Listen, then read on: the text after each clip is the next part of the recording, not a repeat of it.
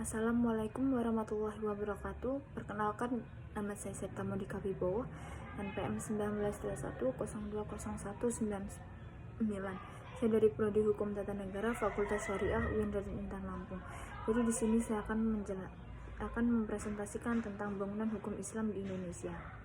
Definite law dan man-made law sebagai teori hukum. Hukum Islam dikategorikan sebagai definite law atau karena aturan-aturan yang ada di dalamnya dibuat langsung oleh Tuhan dan mengatur kehidupan manusia di dunia.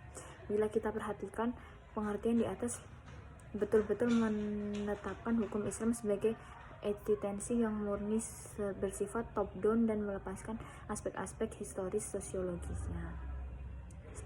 Sebagaimana yang dapat kita pahami pula dari kutipan di bawah ini, konsep hukum menurut usul fikih pada dasarnya terletak di atas pandangan bahwa hukum itu bersifat keagamaan.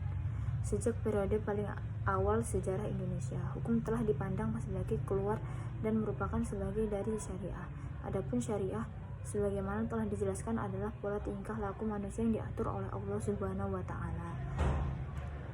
Konsep hukum seperti itu sejalan dengan pandangan bahwa hukum itu harus bersumber langsung atau tidak langsung dari wahyu Tuhan, yaitu Al-Quran, dan penjelasan dari Nabi Muhammad SAW yang disebut sebagai sunnah. Bila kutipan di atas dikaitkan dengan politik, maka itulah yang disebut dengan nomokrasi negara Islam. Sifat nomokrasi negara Islam menunjukkan kepercayaan terhadap supremasi hukum suci yang menjadi sumber otoritas pemerintah. Peraturan suci seperti secara inheren memiliki karakter supranatural dan yang luar biasa, supranatural and extraordinary karakter, ikatan-ikatan penyatuan antara agama dan negara.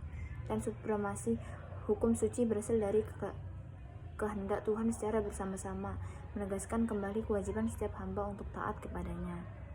Menurut Khaduri, warga negara Islam adalah hamba Allah dan hukum Allah Subhanahu wa Ta'ala tidak diterapkan oleh manusia. Hukum suci seperti ini adalah pasti benar dan manusia hanya bisa mematuhi karena Allah Subhanahu wa Ta'ala lebih mengetahui dari otoritas maupun terhadap kebutuhan hambanya. Pada kenyataannya, hukum Islam merupakan perintah Tuhan dan karenanya bersifat mengikat sebagai sebuah cita-cita agama yang berbeda dengan hukum buatan manusia dan dianggap sebagai fenomena sosial yang tunduk dan kebutuhan manusia dinilai. Karena alasan itulah hukum dapat pandangan pemikiran.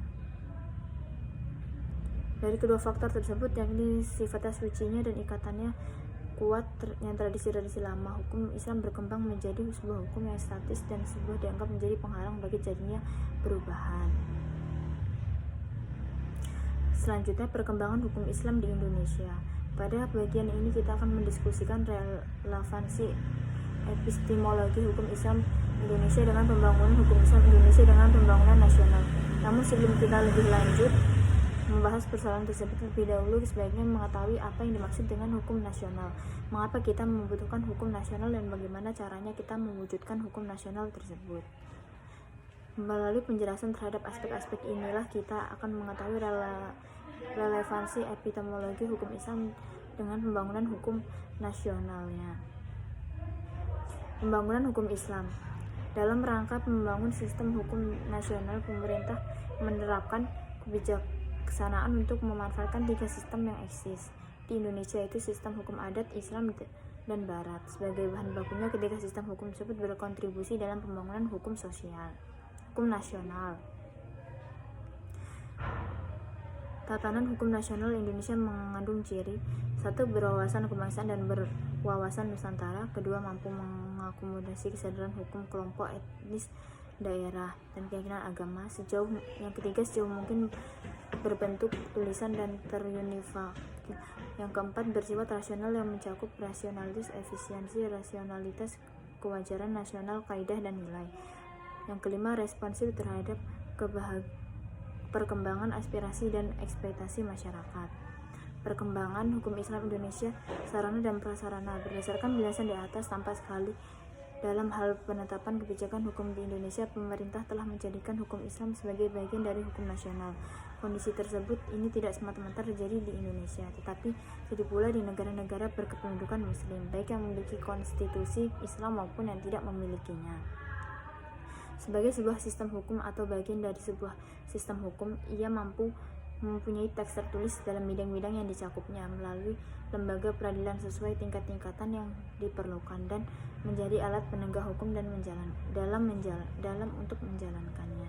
Sekian dapat yang saya jelaskan. Apabila ada kesalahan saya mohon maaf. Saya akhiri. Wassalamualaikum warahmatullahi wabarakatuh.